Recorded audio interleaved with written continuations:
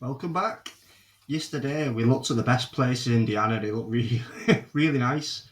But I've been looking and I found quite a few videos. Apparently, Indiana's not as nice as it seems. Also, what it says online. There's a video here, a great video by Nick Johnson. He's going to have a drive through and look at the not so nice parts of Indiana. So I'm going to get a true picture because that only showed me the good bits. So let's see both sides and then we can judge from there. Because from what I seen yesterday, I'd want to move there because it was lovely. Good, affordable house prices, low cost of living, loads of parks, loads of things to do, museums, all sorts of things. But now we're going to look at Gary in Indiana and see what the other side of Indiana is. So let's get into it. I might skip a little bit to shorten the video. We'll see as we go through. In this video, I drove north on I-65 from the Lafayette area to the city of Gary, Indiana, one of the worst places you can live in the country. It was a clear day with highs in the mid-50s, and a recent snowfall had already melted. The day was Saturday, December 20th, 2019, and it was about 1 in the afternoon. As I pulled into Gary, it was immediately clear that this rundown city in northwest Indiana would resemble the slum that I had written about in the past, but had not yet seen firsthand. What was surprising, though, Let's have a look. was that it wasn't as See what the bad slums as I of thought it would Indiana. be. Of course, there were some very bad areas, which we'll see shortly. But the dangerous riffraff, which is notorious among all dangerous regions, was still indoors.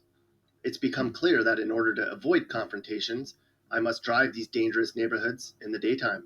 After all, a somewhat to-do white man with a camera on top of his Jeep doesn't necessarily blend in. Yeah. And as I would see later, the rows and rows of slums that I had seen pictures of are slowly disappearing, as Gary, like other struggling communities, was slowly being turned back to nature. We'll begin by driving through downtown Gary, and then visit a housing project, and then maneuver through the worst streets I could find, through online searches, forums, and by zigzagging through the city for a number of hours on this unusually warm winter afternoon. Before I headed to the projects and then onto the worst parts of Gary, I drove Main Street in downtown Gary, which was grimy and forlorn. All right.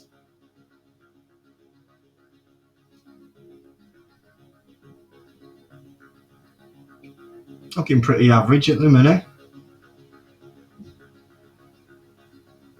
Yeah, there's look a bit of wasteland there.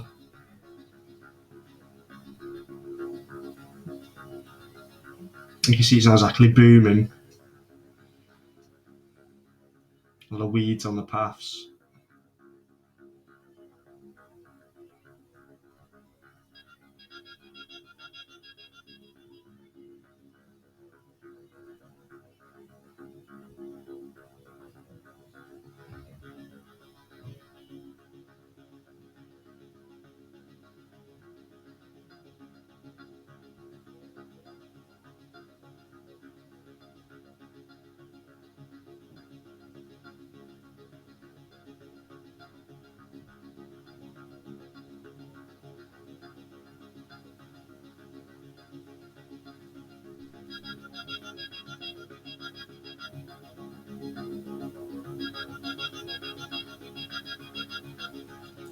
Yeah, it's not prettiest place on the eye, is it?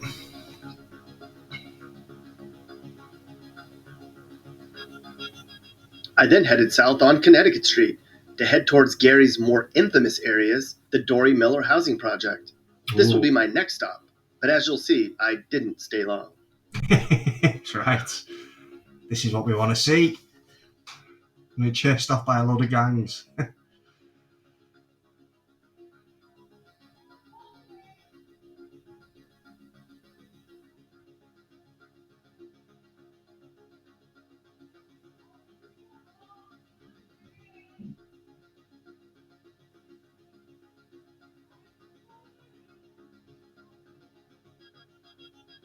Here's the Dory Miller Housing Project.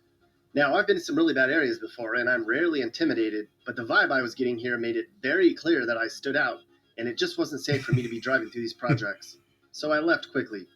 Perhaps if I come back, I'll venture deeper into Dory Miller's bowels. Looks pretty empty.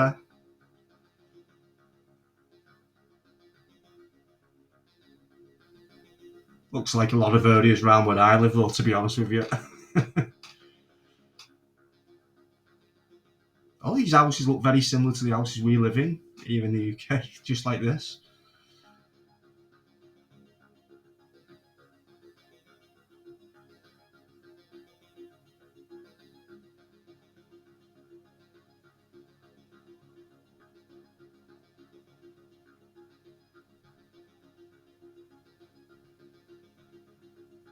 Look at that. The next stop was an area that online research indicated would be a really rundown area, a slum, if you will. That's where I went. I was not disappointed.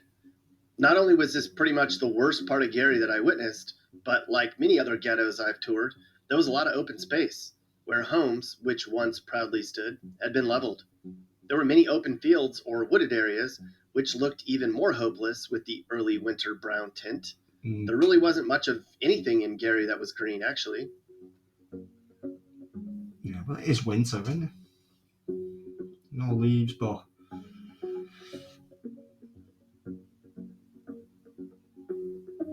just very nice, does it?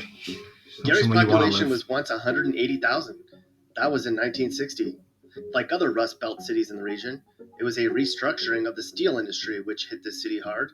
Now, the city is a shell of its former self, with a population of 80,000 people.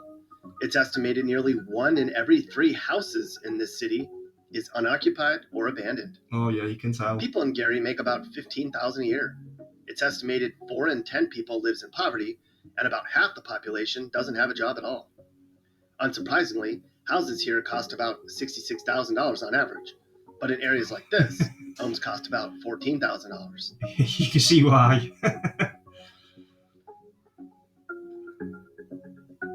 Nobody wants to be there. Yeah, it's very empty and open, and like you said, because a lot of places have been knocked down and levelled, and like it's regrowing as wildlife trees. A lot of old tires on the side.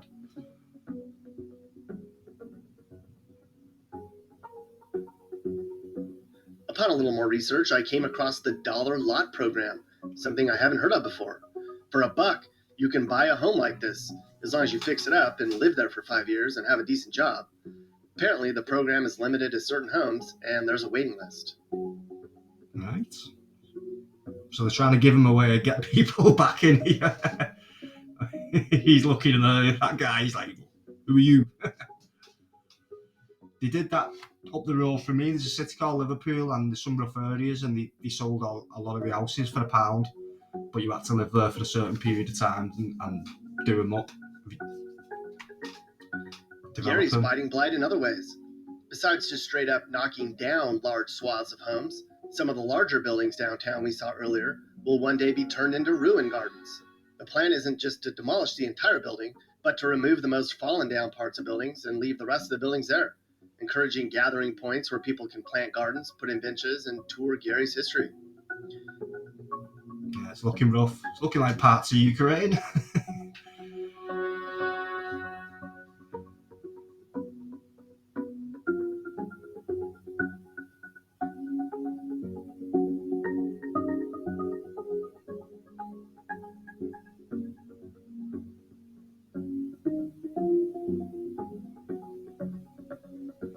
Gary's challenged for sure. It's a nice While a lot house. of people criticize areas like this as democratic strongholds that won't encourage growth or incentivize the population to take initiative and fend for themselves, there's been millions set aside to help this mess. Alliance Steel plans to open a new $35 million facility. HMD Trucking recently announced plans to build a $6 million trucking depot set to create 500 jobs. $5 million more in state funds have been set aside to address blight. A plan to revitalize the waterfront areas is in the works, and Gary's train yards and direct connection to Chicago 20 miles away are being restored and rebuilt to encourage more tourism to the area. But we're a long way away from that. Yeah, it's not somewhere I want to go. Can Gary rebound? Perhaps. But it's going to take more than millions of dollars in Band-Aids. The people who live here are going to have to decide they want change and do the hard work themselves. Need jobs, get people money, pick itself back up. From the last video, it said they had a lot of Toyota and car factories and stuff there. Is that the main industry for Indiana?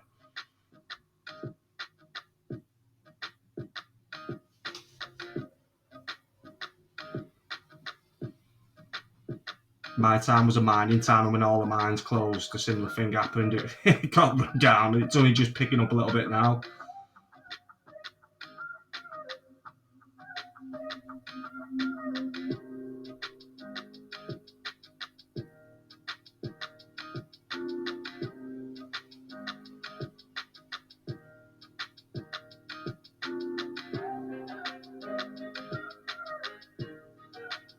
Looking pretty good.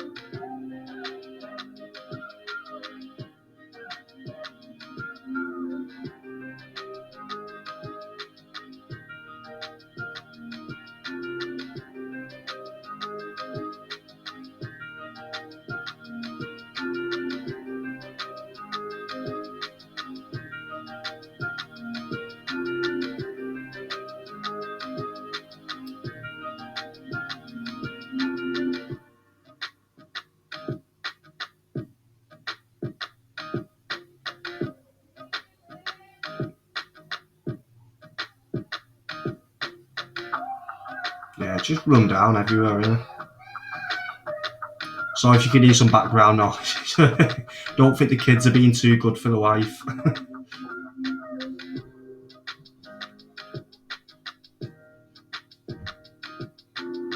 It's a mixture. You've got some alright looking buildings where people are living, but you've just got a load of empty ones that are ruining it.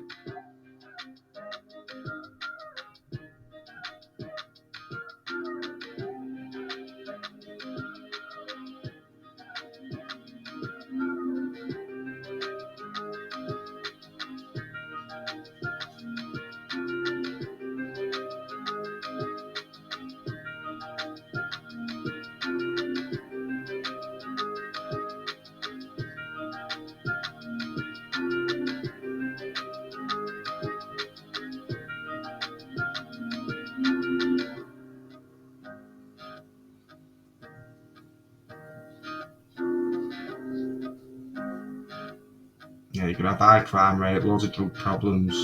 And it's hard to get people back into an area like this when it's like that, isn't it? Nobody wants to come here, so that's why they're selling the houses for the dollar.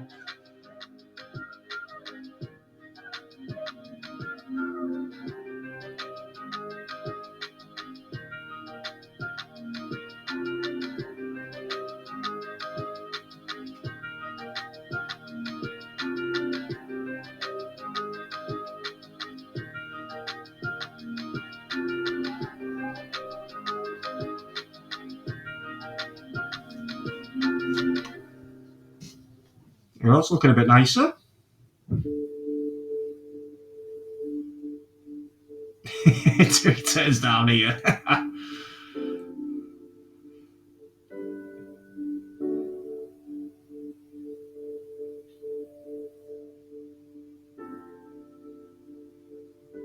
Yeah, it looks rough.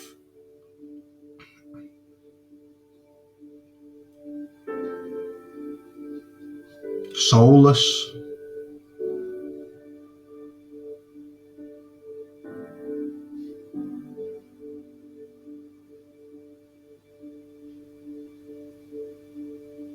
But then you get an house like that in Torrance looking all nice.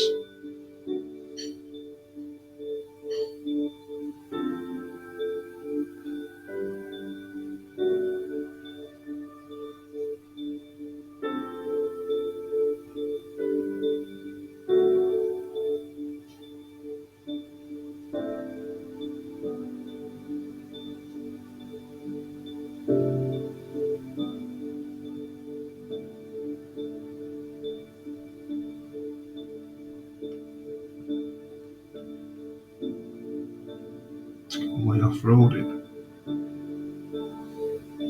Oh, he's taking some risks now. He's getting brave.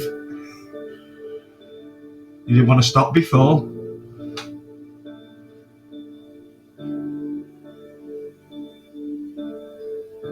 If you live in Indiana, what do you think? Because yesterday it looked lovely. That video was saying the 10 best places.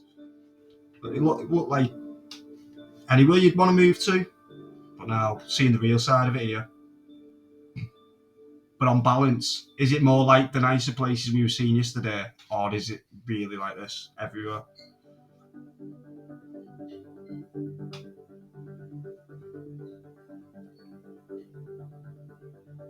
looks like you're going to get robbed walking around here, but there's nobody there. It's empty.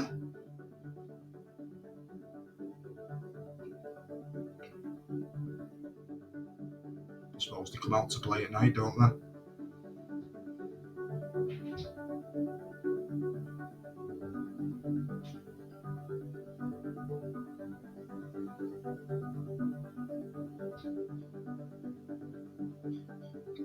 Just a dumping ground.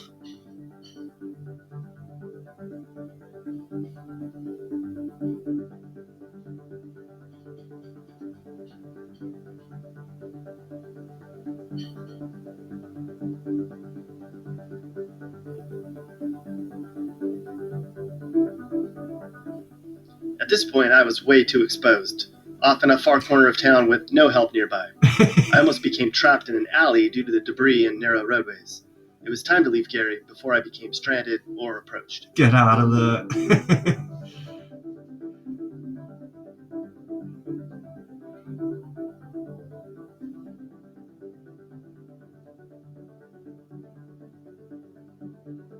Quick! I just drove over that.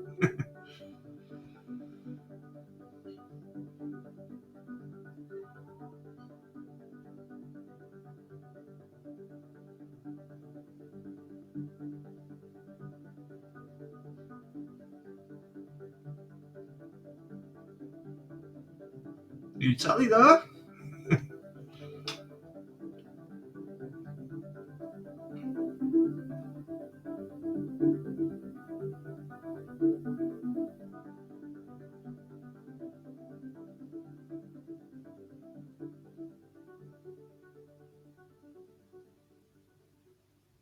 Hey guys, if you learned something new or you just like this video, make sure to like it. And if you really like this video, make sure you hit that subscribe.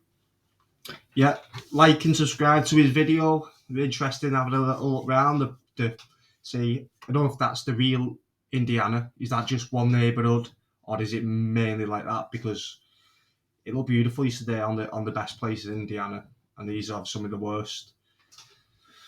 But when I was looking online, doing a bit of research, it was sort of saying it's the worst place in America, and I don't know. And that's why I'm on this journey to find out. So you need to let me know.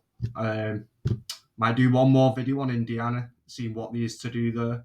But yeah, that looks pretty rough. I don't want to go there because I was hoping in a year or two to take the family over and we'll do a road trip and try to visit most states. But is Indiana somewhere I want to miss, dodge, or is there something to come through for? Let me know. Thank you. Bye bye. Like and subscribe, and his link in the video will be in the description. Bye.